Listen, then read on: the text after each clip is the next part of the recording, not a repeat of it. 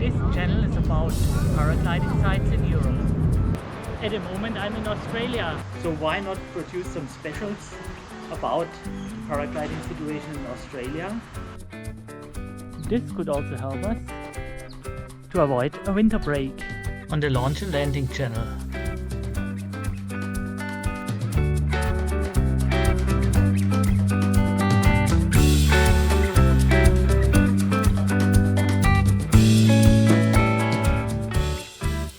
So the good thing about Australia is that there is a national site guide where all the important information is provided regarding paragliding and hang gliding in Australia. This website also provides a map where all the paragliding launch sites, the schools and the paragliding clubs are shown with their location as an icon.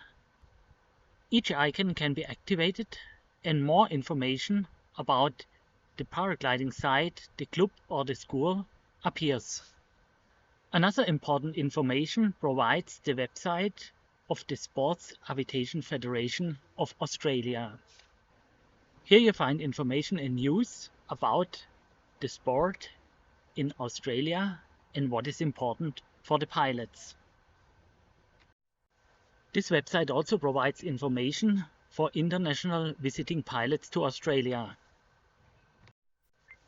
If you want to fly in Australia yourself, it is mandatory to have a local insurance. The SAFA site provides membership over a certain period and also provides the insurance for you. Most launch sites are managed by local paragliding clubs, and they normally also demand for visiting pilots a paid membership if you want to fly on their site.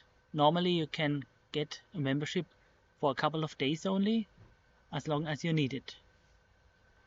As an example how this works, here the website of the Cairns hang gliding club and how to obtain a membership for a short period. But enough of the theory.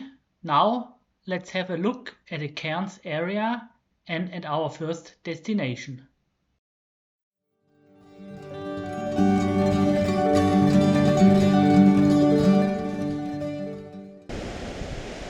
Yes, I'm now here in the north of Cairns, north of Palm Cove, and we have this beautiful beach here.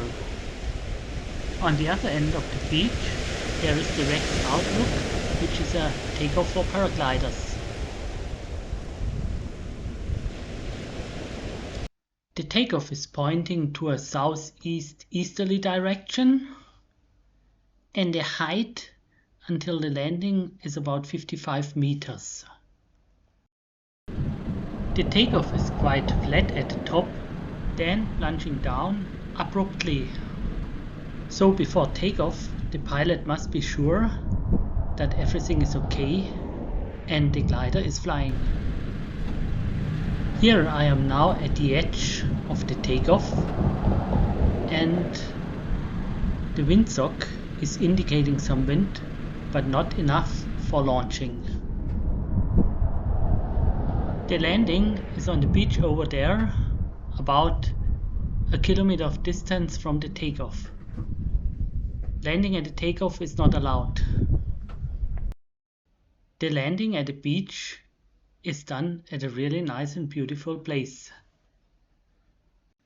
This is now the terrain behind the takeoff.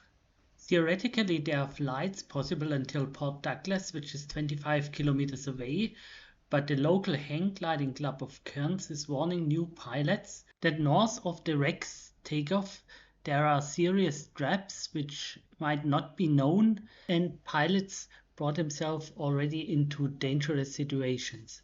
I have had a look at the coastal shores at the north of the Rex Lookout myself, and yes, it's very difficult sometimes to find a place for landing if required. For all pilots who are new to the area, it is recommended to stick to the white box between the takeoff and the landing. But to summarize it, it's a really nice takeoff, and if the wind is right from the east or from the southeast, taking off should be no problem. Information about the contact people from the local hang gliding club are found on a sign at the takeoff. For all those who do not want to take off, there is this beautiful beach at the bottom of the takeoff, and it's perfectly suitable for ground handling and maybe even for soaring if the wind is strong enough. The second destination in the Cairns area will be an inland side.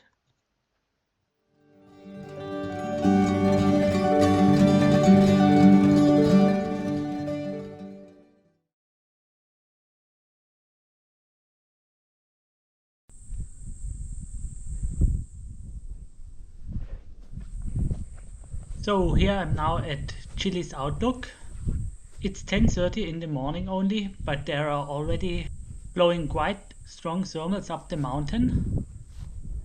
The takeoff is quite challenging, I must say. Actually, it's more or less a cliff takeoff, but in wind conditions like this at the moment, doable. There's a closed fence in front of the takeoff, so I assume to open it, you need to contact the Cairns Hang and Paragliding Club.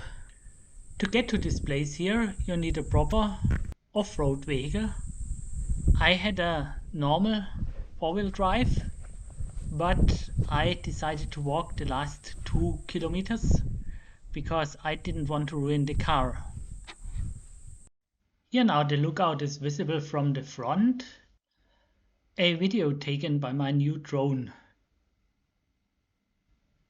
The takeoff starts quite flat, and then behind these fences here there's already the rocks where the pilot must be in the air.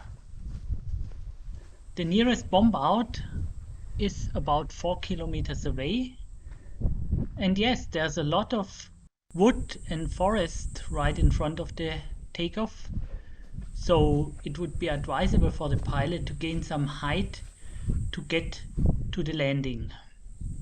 The height here is 750 meters, and I guess the height difference between the ground is only about 400 meters. But the whole area is considered to be a very good cross-country flying site. Here one final look at the takeoff directly from the front. And the countryside generally is quite amazing. Now let's start with our second destination north of Brisbane, and with Widgees, which is also an inland launch site.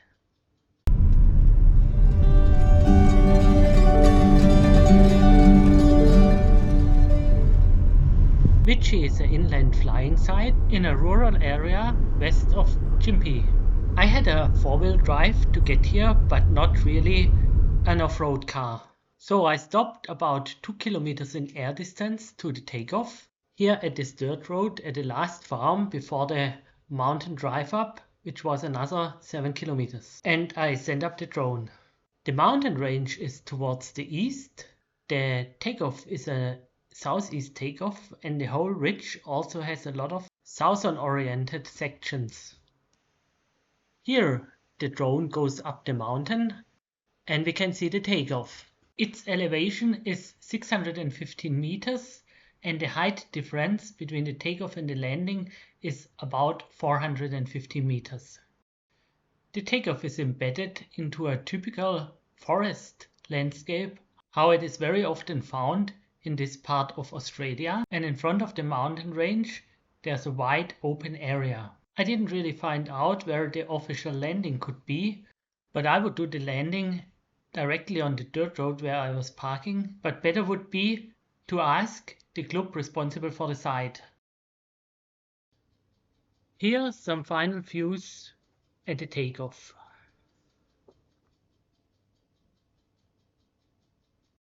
Rainbow Beach is east of Gympie, and same as Widgees, about 250 kilometers north of Brisbane.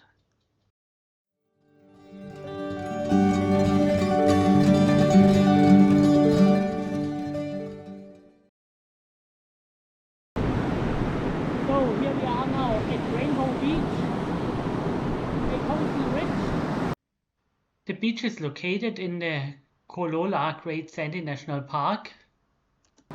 The whole site is a northeastern direction, but liable in wind conditions from east to north-northeast. The height of the sand dunes should be between about 50 and 90 meters, depending on the section of the ridge. So if we look at the whole area of Rainbow Beach, the takeoff is here at a place called Carlo Sandblow. As already mentioned, the takeoff is to the northeast. Landing should be avoided in the beach area up here. It should be done north of the beach area or south of the beach area behind some rocks which are bordering the beach. This place is also very good for ground handling. When I was there, I had to share the beach almost with nobody else.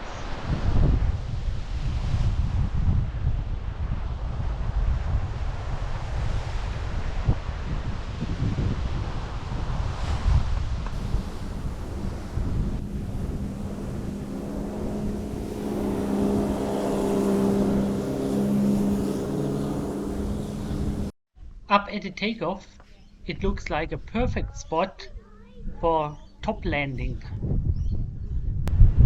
So here I'm now at the so-called Carlo Sandflow, and up here I think we have a wind of about 35 kilometers an hour, while us down there at the beach where I just did some ground handling, well, I would say it was about 20 to 25. So there's a much stronger wind up here, and it also seems to be something like a Düse. Here a nice view at the whole takeoff area. It is very flat at the top and therefore also suitable for beginners, and it's also a great place for ground handling. Let's have a look at the whole ridge. It is about 8 kilometers long. The local paragliding club warns of getting too close to the southeastern point due to turbulences you can expect here, and warns also about Venturi effects in the middle of the ridge. I would say this is one of the most beautiful coastal soaring ridges I have ever seen.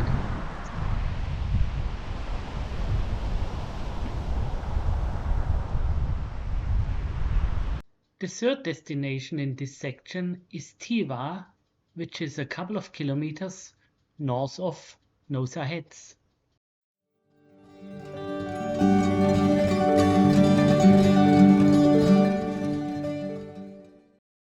And up there we can see the hang gliding, the paragliding area. We can see the paragliding area up there.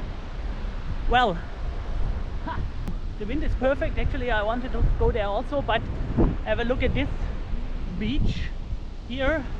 I dug into the sand and were not able to get out of it, so that's a little bit a pity.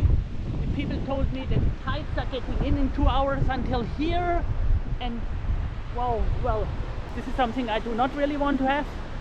So, but you can see it's a ridge to the southeast, and we have perfect southeast wind today. So perfect conditions, and I had the intention to get into the air. But Teewah is only accessible by beach, and it's a 6 or 7 kilometers drive on the beach, and my car was not suitable for that. When the locals told me the flood is coming in within the next 2 hours, I decided to turn around and get the car to safety. Even the wind was very strong, I was able to send the drone towards the takeoff, and the soaring ridge is visible now on the left-hand side. This picture I took gives a better impression of the ridge, and I also spotted 2 pilots in the air. An overview of the area. Left we see the small town of Teewah. To the right, the takeoff is located. Orientation of this flying site is east or southeast wind situations. After the takeoff, the pilot is able to use a kilometer-long ridge with dunes of a height of about 20 to 50 meters. The ridge is 20 kilometers of distance in total, and it's bordering with Rainbow Beach, which we have seen in the clip before. I think both are very good in combination. So as a conclusion of the first 5 launch sites that have been visited now, in Australia you need a proper off-road car.